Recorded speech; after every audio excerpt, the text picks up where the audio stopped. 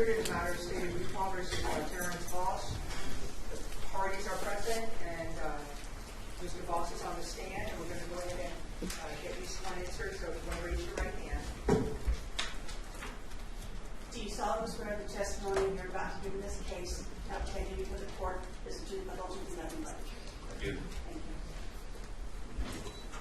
you. Would you please introduce yourself to the jury and spell your first and last name?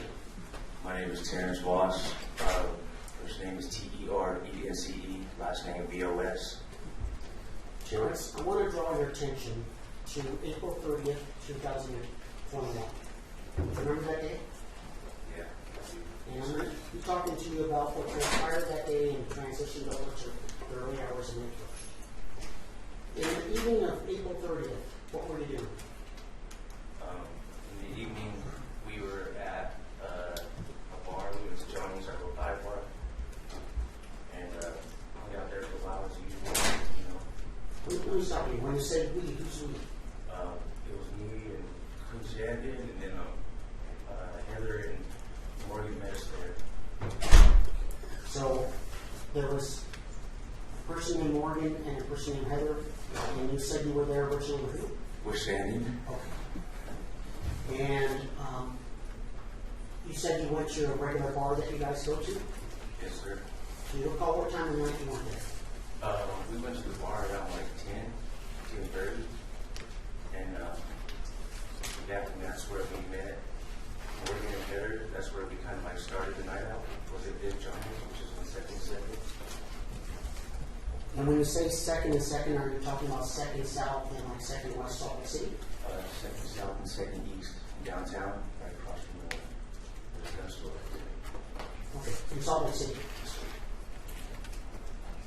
How long were you guys there for? We were there for a minute. We were there for like 2 hours, 2.5 hours. Okay. Sorry.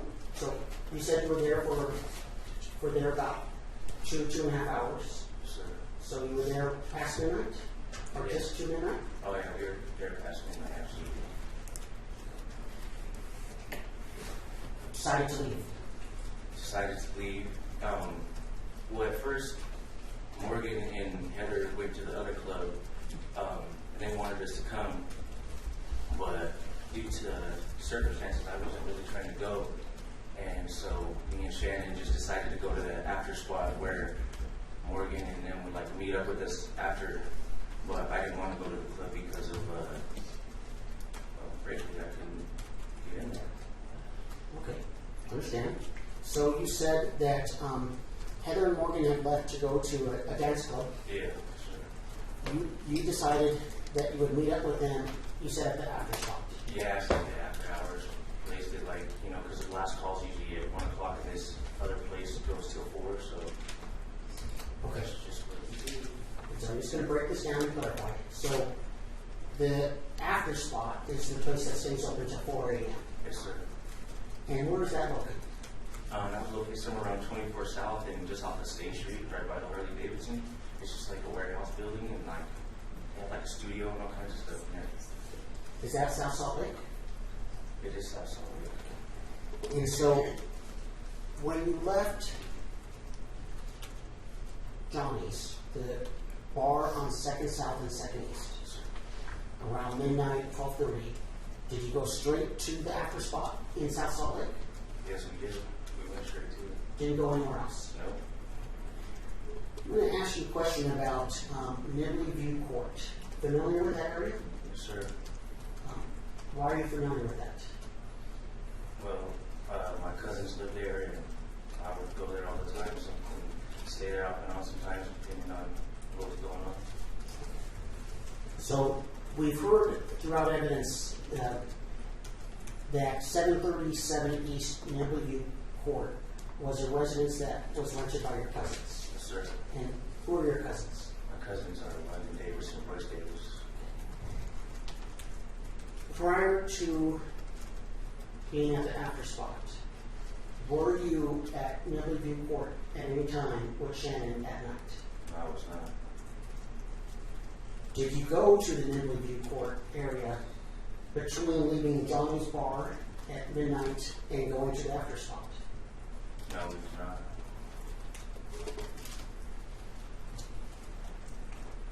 You indicated you went to the after spot. It was in South Salt Lake on State Street. How long did you stay there? We stayed there till like 2.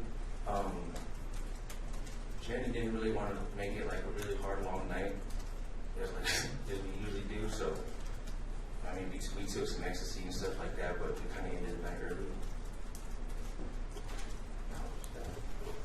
So you indicated that you had consumed some ecstasy. Yeah, Illegal drug? absolutely. What does it do to you? Makes you feel good, happy, lovable, energetic. And you said you were at the after spot till about 2 a.m. Yes, sir. Do you know for sure what time you left?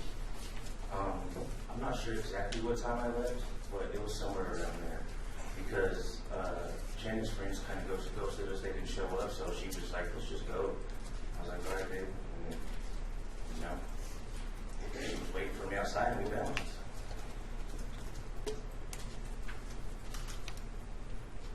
We heard evidence that her phone did a pin drop of your location on State Street at about 1:46 a.m. Were you guys still at the after spot at that point? Yeah, I believe we were. I believe it was around that time, or maybe just a little bit later too, that we actually left. Waiting for her friends? Yeah, they didn't show up. And then she even tried to text her friend Viv too. She was supposed to show up, but as a matter of fact, I was actually texting my cousin too and asking him to come out with us. So obviously I wasn't in Nibley if I'm texting him asking him to come out. I'm sorry? Obviously I wasn't at Nibley if I was texting my cousin and telling him to come out with us. So you recall sending a text, was it to London or Royce? It was Monday. And letting him know where you were and telling him to join you? Yeah. You guys decided to leave the after spot after her friends don't come in. Did London come to the after spot as well? No, he didn't. Did he respond? I don't know if he responded to that. Honestly, it was kind of, I really don't remember. So you decide to leave the after spot, and where do you decide to go? Home. We were gonna go home and call it a night at Nibley View. Yeah, maybe we might have maybe had a couple more drinks or something when we got there, but I don't know. We were just going home to just call it a night and be inside, and no longer, you know, she didn't want to be out. So was Nibley View Court your home? No. Was it Shannon's home? No. Okay. So why, is that where you were going? Yeah, that's where we were going to stay. That's where we were going to stay the night because Shannon didn't like to go home late at night because how it affects her kids, right? And then late at night she doesn't want to come in and out the house, so she'll just go with me wherever I was going, and that's where we were staying for the night. Okay. When you left the after spot, who was driving you? Shannon always drives. When you left the after spot, or as you were leaving the after spot, was there any confrontational issues, anything pending, anything you were concerned about? Well, one of my best friends had just got killed a couple days before, so everybody was a little bit on high alert with everything going on, which is the reason why I didn't want to go to the club. So yeah, we were there. It was just a weird, tense time, so it felt right to, go home, get out there, I don't know. There wasn't anything specific, but I think it's just the atmosphere and the air that everybody was on edge. So weren't expecting actual any problems that night? You never know, honestly, really. But no, I wasn't. Nothing explicit, but at the same time, I try to tell myself to be somewhat prepared for something you don't see coming. So you guys leave the after spot. Does she drive straight to Nibley View Court? Yes, she does. How long does it take for you guys to get there? Do you recall? It's only like 10 minutes. Maybe we got stopped by a couple lights on the way there or something, but it's like 10, 15 minutes at the most. It's not far. Any problems driving from the after spot to Nibley View? Not at all. You guys get to Nibley View Court. Yes, sir.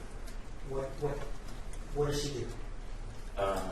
She pulls into the little parking spot where we usually park, and we started we were just hanging out and smoking, and then we were kind of like we were talking shit to each other, but then we started kind of like arguing, stopped, and we stopped arguing, and we were just like, okay, everything's cool. And then, yeah, we were just smoking, and I was smoking a cigarette, and she was smoking weed. Let me stop you. You said you guys started having an argument between the two of you. Yes, sir. How loud was that argument?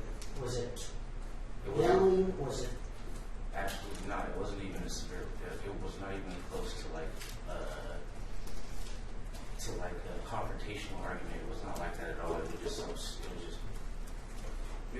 was kind of like we were actually kind of like making fun of each other, and that's kind of like how it turned into, you know. Was anyone yelling at the top of their voice? Absolutely not. You indicated that you were sitting in the passenger seat, Yes, sir. and you said you were smoking Yes, sir. a cigarette, Yes, sir. and you were starting to say something about the smoke. What? Were you making reference to a window? I believe either because Shannon doesn't really like me to smoke in her car, but I smoke cigarettes and weed at the same time, especially when I'm intoxicated. So I was smoking with her and a cigarette at the same time. So I don't know if I had the door open or if I had the window down.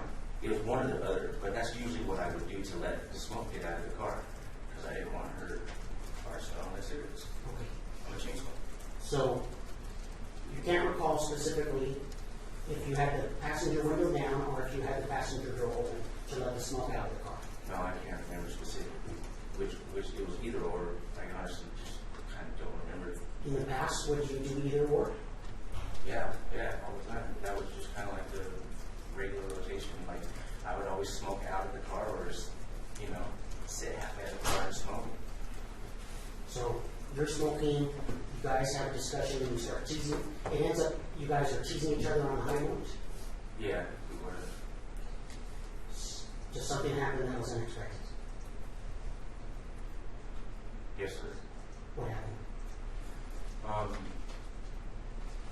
When we were just talking, and I remember this dude sticks a gun right through the window, came up right beside me, puts a gun right in my face. And I remember he yelled, "Fuck KO." And that's my homeboy that just got killed. And yeah. So you remember all of a sudden, unexpectedly, someone was right there on the passenger side and stuck a gun in your face. Yes, sir. They mouthed something off to you. What tone of voice did they have? It was kind of loud. It was kind of loud. It was just like really shocking, kind of just surprised. It really just surprised me. Just the whole thing, it was just. So he says, FKO. What happened? Were you able to see who that person was? Vaguely. Did you recognize the person and can you put a name to him? Yes. What's the name? I'd rather not do that. You're under oath. And I understand that. It's just something that I'm not comfortable with doing. And yeah, I'm sorry. I don't know what to tell you, but I'm just not comfortable with identifying anybody in any type of crime. So you see this person, he says FKO, what happens next? He squeezes off two real fast rounds, and then that's when. Let me stop you. When you say he squeezes off 2 fast rounds, are you meaning he fired the pistol? Yes, sir. 2 times real fast. 2 times real fast. In which direction? My face. Like this, towards us. Okay. And because I grabbed the gun, and then it was like hot, and then he squeezed off some more, and then that's when it felt like it. I just felt it burn my hands, and then we just kept fighting over the gun. And So before he shot those 2 times, had you grabbed the gun? right as he was putting it in, but I didn't actually grab the gun when the 2 shots went off because my hand wasn't on it yet.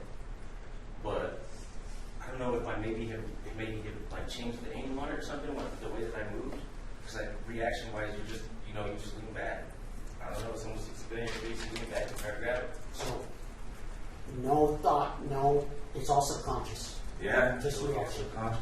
So, Mr. President, you're going to need to, for the record, describe some of the motions and Yes. vehicles.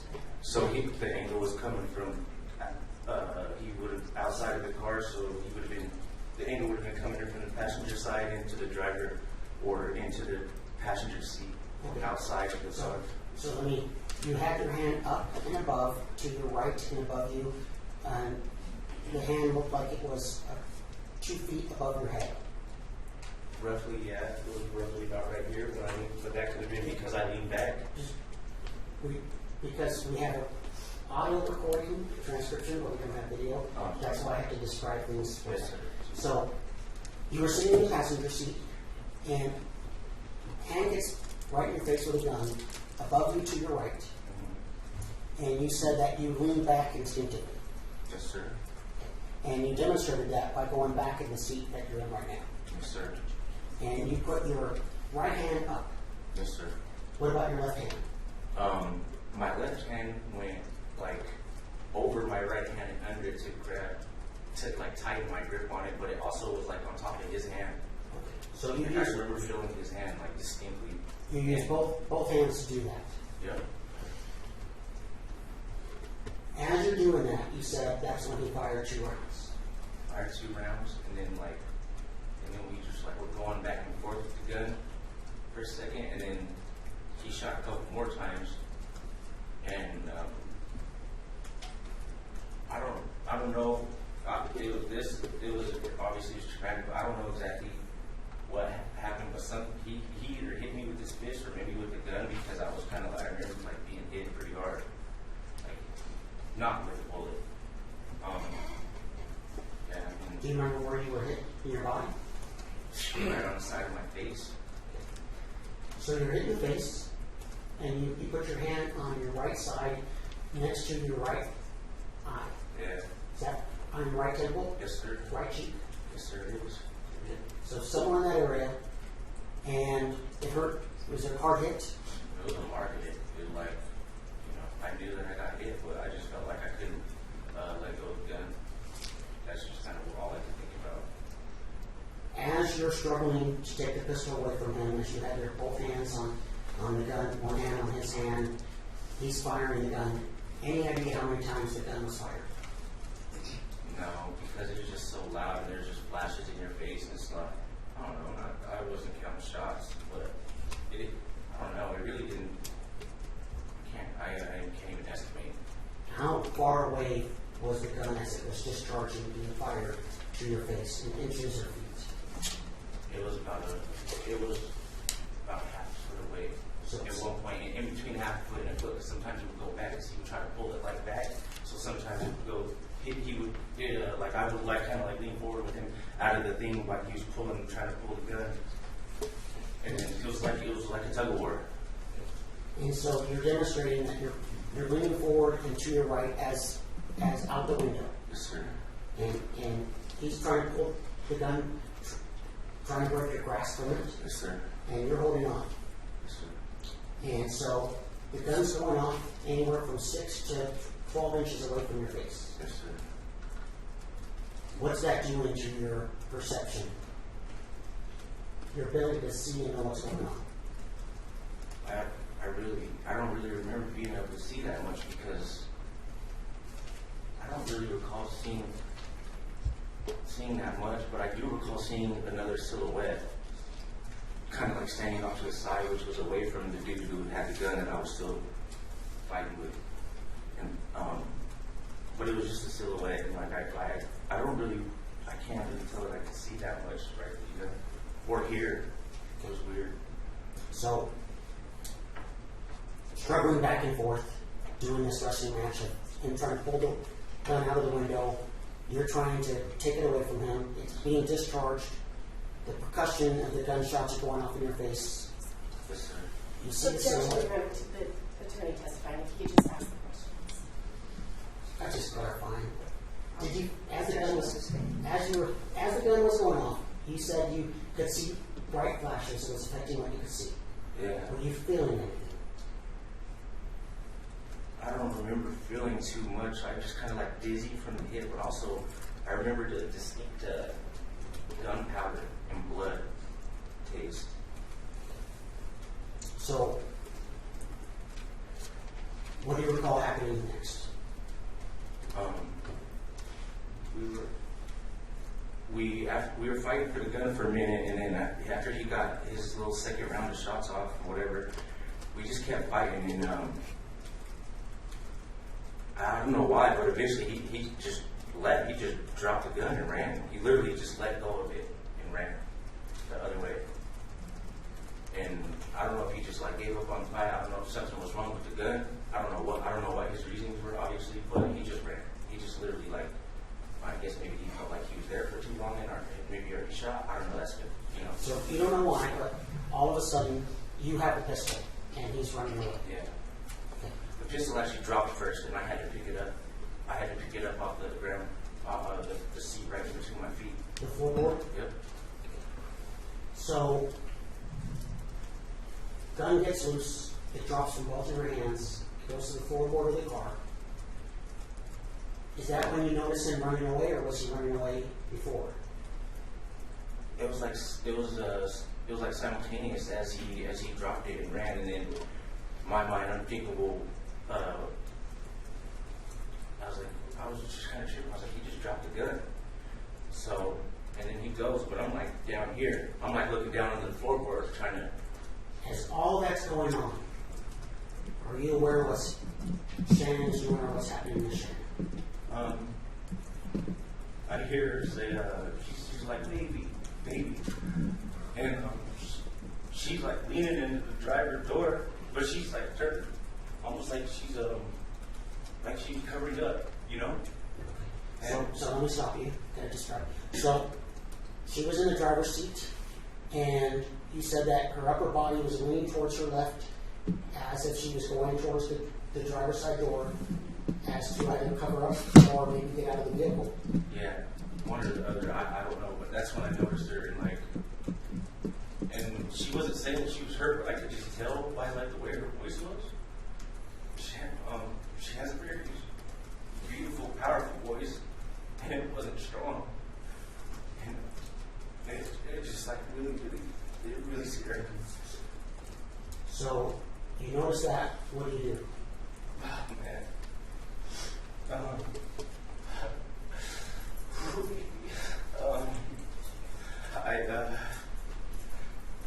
I try to get her. I try to know that I gotta get her to the hospital or something. I just know that I need to help her, and I know that she's having a hard time moving. And I'm just trying to like. I'm just trying. I don't know, like trying to help her and move her to the car to the other side. And then that's kind of like when I first grabbed her, that's when I really started freaking out because I felt how much blood was in her. And I usually don't freak out with stuff like that, but I lost it. I lost it.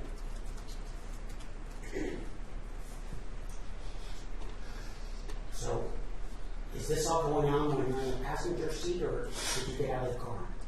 At this point, I think I was out of the car. I did lean over her, and I also got out of the car and went around to the driver's seat.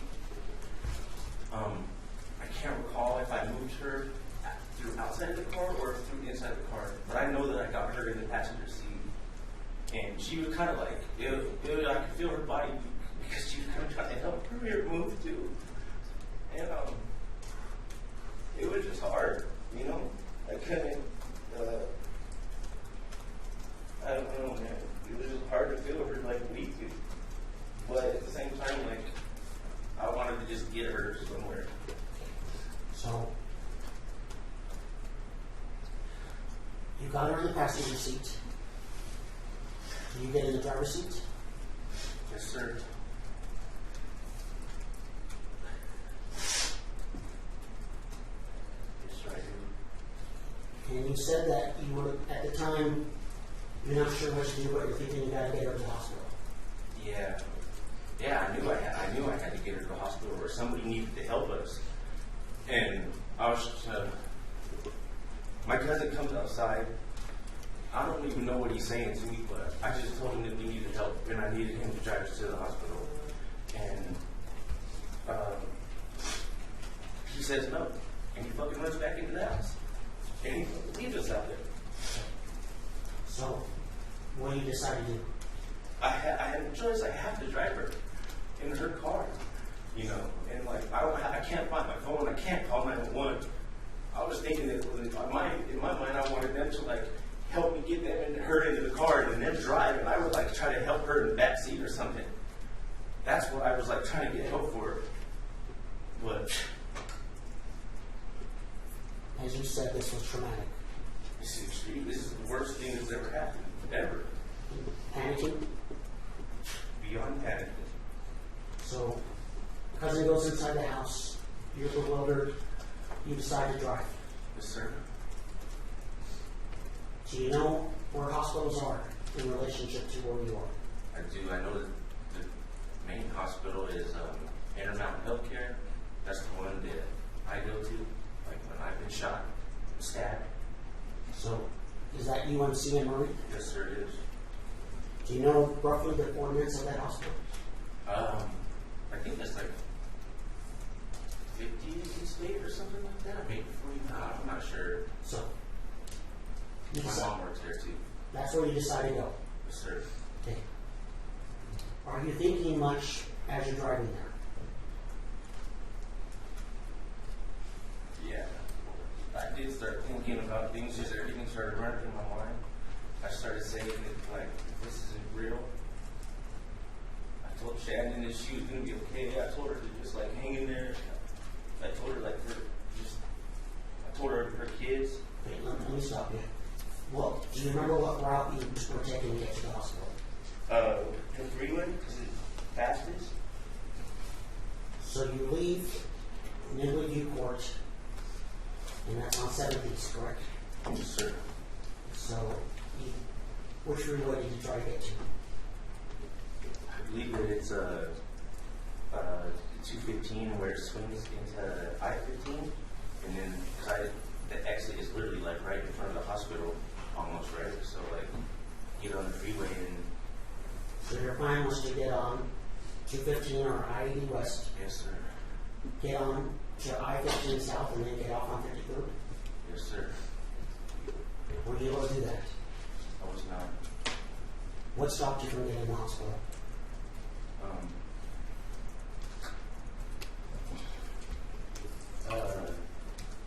When we were driving, when I was driving, I was trying to hold her,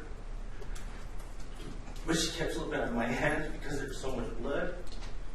And like I'm trying to like talk to her, you know, and keep her something. I don't know what, but I'm trying to talk to her.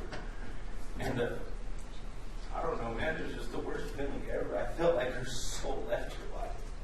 I felt like I felt her go. And I just grabbed her and hugged her, and I screamed and I let go of the fucking car. And then that's how we crashed. But it was because I felt her go, and it was horrible. It was like, I don't know if you've ever been in a room with somebody when they pass away. There is a weird feeling that you can. It's like a sense of like I don't know. I don't know how to describe it, but I felt like something left. So as you said, you wanted to embrace her.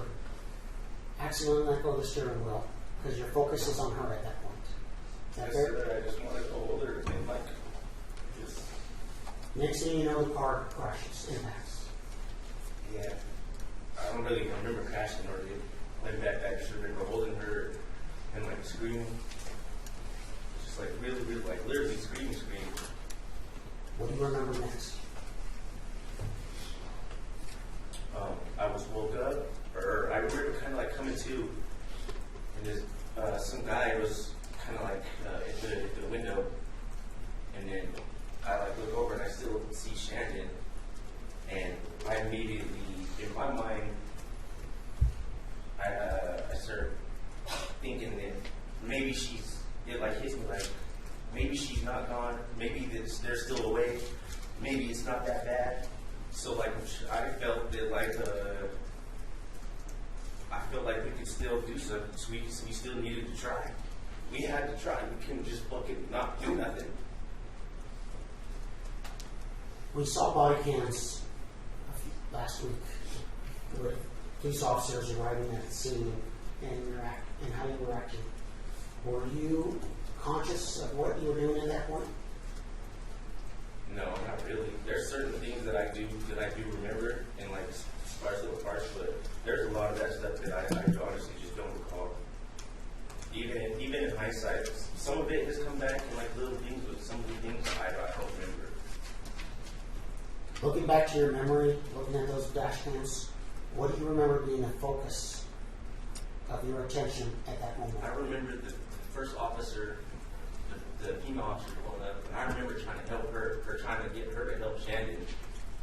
And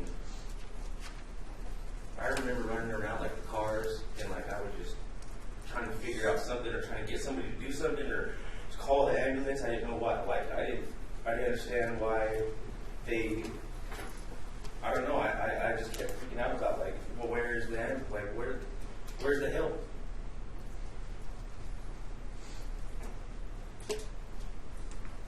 From your perspective, what did it seem that the officers were more preoccupied or more concerned about? You or Shannon? To the officer's credit, she was more concerned about Shannon. She wanted to help her. And I'll always be thankful for that. I think about that all the time. Like, she really was serious about trying to help her, but I mean, obviously, it turns out there was nothing she could do, but that's what she was trying to do. And I respect that a lot. How would you describe your mental state at that point? I don't know. It's just like I was extremely like distraught and just I was hurt. Oh my God, it just felt so bad. It just felt so bad because I feel like Shannon's life is more valuable than mine. I feel like she has more to live for. She had kids. I'm nothing. I'm nobody. You know what I mean? Why did she have to catch Terence, herself? let me get you back on track. As you're there on the freeway, you're trying to get Shannon help. Officers are getting there. At some point, do you throw the pistol? I don't know. I don't remember that. I honestly do not recall throwing the pistol. At some point, you run away. Yes. Do you recall why? Well, it was, yeah, I do recall why. I remember it was just, I seen them over there, they were giving all the assistance they could give her, and more officers were showing up, and I could give them my name and stuff, and then I remember it just kind of like dawned on me that, one, I need to retaliate. It's not really on anybody else but me, and the only way I could do that was to get out of it. So you try to get out of there. Yeah, I sure did. At some point, the police officers catch you. Do you remember that? I remember being tased. Do you remember what you were telling the police officers? I don't. After the officers detained you, do you recall where they took you? They first, I'm not sure. I think they might have first took me to South Salt Lake. I believe it was South Salt Lake first. You mean the police department? Yes, sir. And then they moved you somewhere? And then they moved me to Unified. The ex-detective came and got me to Unified. Do you recall how long you were at the Unified Police Department? No, it was a long time. It was really a long time. I remember just being like up to the wall. Fell asleep in there. Kind of for a minute, but not really. It was just like that weird thing. I couldn't stop shaking my leg. I just had this like adrenaline and all. I think like, just mixed with obviously the drugs too. So yeah, I was there for a long time. And the emotions of what happened? Yeah, and it was just running through my head. Everything was just kind of like Did the officers question like you? with my fault. Did the officers question you? Yes, they did. Do you recall how long that was for? I don't recall how long it was for. Yeah, I honestly don't. Do you recall much of that interview? I recall some of it, but not all of it. I remember certain parts, like I remember Officer Rigby showing me a picture,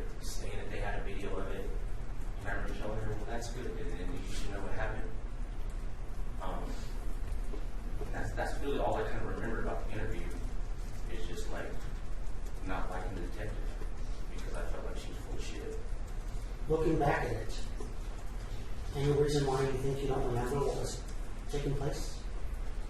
I think it might just be from the trauma, the brain trauma, or something. Just there. I don't know. I feel like the way that my brain was reacting to the thing. There's so many like gaps that I honestly just don't recall. And it's not okay for me to like make it up. You know? Terrence, are you making up that there was another shooter? Absolutely not. Did you catch him? Hell no. After you leave the police station, they put you in a detention center, correct? They take me back to prison because the jail wouldn't accept me because they didn't have no charges to file. So they take me back to prison because I did have a parole warrant. It was just a minor one, but still, you know. So we heard a phone call that you made while you were incarcerated. Yes, sir. You called a friend and then asked for her to put your mother on the phone. Yes, sir. You heard that conversation, you told your mother. I did. Did you tell your mother that you shot Shannon? I did tell my mother that I shot Shannon. Did you tell your friend and your mother that Shannon stabbed you? I did. Yes, I did. Were you stabbed? No. Not that time. Was your mind aware of what really happened at that point? I don't believe so. Just based on just hearing myself and what I said, I can't say where my mind was or what it was or why that came out, but obviously it's not true. You were never stabbed. I was never stabbed, and I think, well, I feel guilty because I really believe that it is my fault and it's just something that I have to eat. That she was killed, and because of some issues that I had with other people that had nothing to do with her. And like, if she would have just like not been with me, she would have lived. And I'm so sorry. So you said you feel responsible. Yeah, I do. It is my fault. There's no way around it. Did you murder her? No, I did not.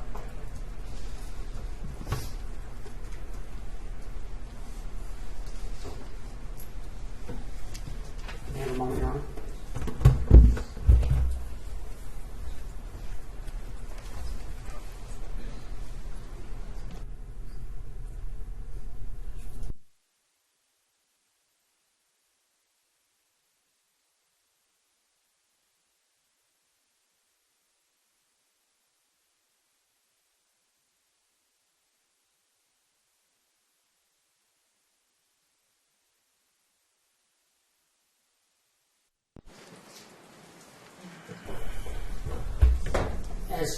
After that night,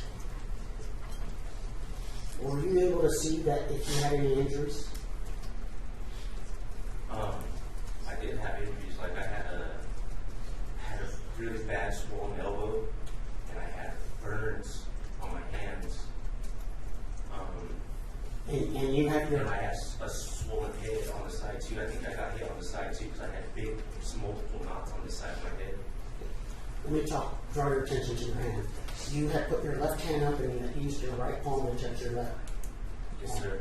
So, was the burn mark on your left hand? Yes, sir. The burn mark is on my left hand, and it's in between the pads. It's in between the pads, and it's below, and it's just below center. Okay. Do you know how you got that? I got it from the gun, from grabbing a hot burning gun, and it burned me. And just to clarify, you were not at the Midway View Court at midnight having an argument. No, we were not. Did anyone yell telling you to knock it off? No. Nobody ever said anything to us about anything like that. Now, I don't know if they may have said somebody else over there earlier in the night was having things, but it wasn't us. Mr. Poundstone testified. Had you ever met him before? I had never spoken any words to Mr. Poundstone. I seen him, but because he's always trying to get, like, as a matter of fact, he would always get Shannon's car towed because she parked in a little red spot. So he just, like, yeah, but I never spoke to him. I let my cousins deal with him because at the end of the day, they live there.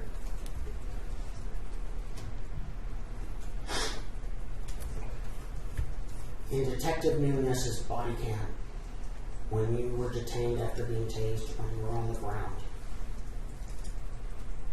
you were telling Detective Nunez that they shot you. They shot at you, but the bullets were meant for you, but they got her. Yeah, it's true. It's absolutely true. She was killed by bullets that was meant for me. And here I am, you know, what kind of life is this, you know, for her? I would trade any day. And I'm going to show you a picture of your left hand. Remember, we have, are you guys, you know, object to the photo community? Which one? It's of his hands. Oh, Just need to check it out. Yes. And we're going to mark this as defense exhibit. Is this in already? yeah, it states exhibit. I didn't think it was in your set yet. Yeah, 159. Believing that it's already admitted, it states exhibit number 159. Do you see that injury on your left palm between the two fatty parts of your left palm where your thumb is? I do. It's a burn. Can you describe the shape of it? It's almost like I can't tell the shape. It's almost like it's vertical, like, or in a, I don't know. It seems like it would be parallel to, I guess, what a barrel would be, really. The shape of a gun barrel? Yeah, Or a slide, I should say. slide. Yeah, and the one right here is the pin from the slide. I do remember that. I remember feeling inches right here from the slide. And you're pointing to where And your I'm pointing fingers, to my left hand, middle finger, at the bottom of it, right above the top hat. where your fingers connect to your palm. Yes, sir. Still have scars. Nothing further. Thank you. So it's not new, does it make sense to take the lunch break now, council? May we approve Yes.